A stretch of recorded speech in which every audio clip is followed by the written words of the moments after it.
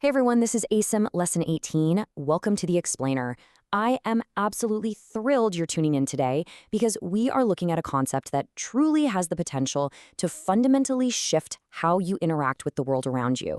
We're going to unpack a profound, yet deeply practical idea from the source text that completely reevaluates the way we experience our daily lives. So here is the lesson we are focusing on today. I am not alone in experiencing the effects of my seeing. This is just such a fascinating, pivotal stepping stone in understanding the incredible power of our own perception. Now, when you first read this, it might sound a little, cryptic. Like, what exactly does my seeing even mean? And wait, who else is experiencing it? But as we break this down together, you're going to see that this is essentially a masterclass in recognizing the immense responsibility and the incredible influence we hold in every single moment of our waking lives. Okay, let's dive right into this with Section 1, the ripple effect of thoughts, understanding your mental impact. The source text starts off by explaining that the thoughts which give rise to what you see are absolutely never neutral or unimportant.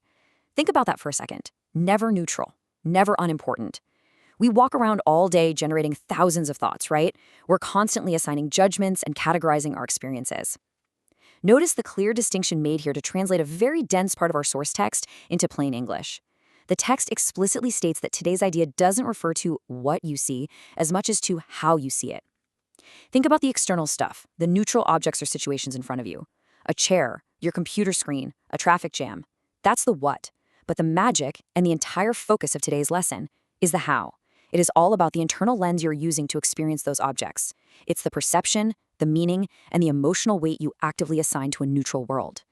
The lesson isn't asking you to magically change the external subjects around you. It's asking you to become intensely, consciously aware of the lens you're looking through. And this brilliantly illustrates the next major concept the text introduces, the idea that minds are joined. Now, the text notes that this concept will get a lot more emphasis later on, but it plants the seed right here. Because minds are connected, your personal perceptions are not kept in a vacuum. They aren't isolated. If you view a situation with, say, frustration, that perception literally ripples out and affects the collective whole. It entirely changes the energy you bring to the people around you. Conversely, if you view a situation with peace, that ripples out too. You are literally not alone in experiencing the effects of your seeing, because the way you choose to look at the world alters the shared environment for absolutely everyone. Moving right along, let's look at Section 2, your daily practice steps. Basically, how to actually apply Lesson 18 today. So, it is one thing to understand this intellectually, right? But the source text gives us 4 super simple physical and mental steps to actually train our minds today. Let's strip away any confusion. First, just look about, selecting subjects as randomly as possible. Don't overthink what you're looking at, just let your eyes land where they land. Second, keep your eyes resting on that specific subject. Third, you're going to speak a very specific phrase about that subject out loud. And finally, step 4, you'll conclude the entire practice period with a broader general statement.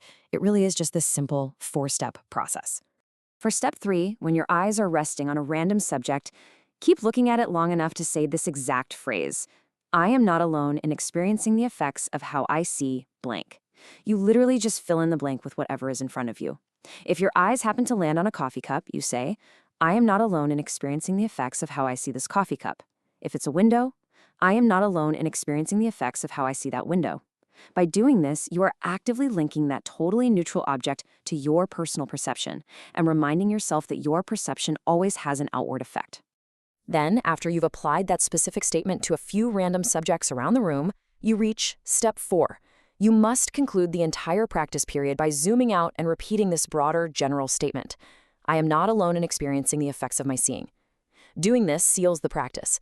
It takes the focus off the individual objects and brings it right back to the core lesson, the overarching, incredible power of your internal lens. Okay, Section 3, final review and schedule. Let's talk about your time commitments for today. So, the crucial point here is how to actually structure this into your busy life. The text doesn't leave us hanging. It clearly states that a minute or so, or even less, will be completely sufficient for each practice period. I mean, think about how accessible that is. You don't need a meditation cushion or a silent retreat to pull this off. 60 seconds, or honestly less, is totally enough time to look around, apply the phrase to a few random objects, say the concluding phrase, and then go right back to your day. It's just a brief micro shift in your awareness. And you only need to do this 3 or 4 times. The text explicitly recommends just 3 or 4 practice periods for today. That is it. Maybe try once in the morning, once at lunch, and once in the evening. Just 3 or 4 brief 1-minute pauses to actively remind yourself that your thoughts are never neutral and your perceptions are constantly rippling out into our shared world. To wrap up our explainer today, let's revisit our main lesson statement one final time to really lock it into memory. I am not alone in experiencing the effects of my seeing. Remember, just 3 to 4 times today for 1 minute or less. As you go about your day, I seriously challenge you to pay attention to the lens you're using. Because if your thoughts are never truly private, what kind of world are you secretly building right now? Thank you so much for joining me on this explainer. If you found this breakdown helpful and want more clear, structured insights, please take a quick second to hit that like button and subscribe to the channel. Keep observing your lens, and I will see you in the next explainer.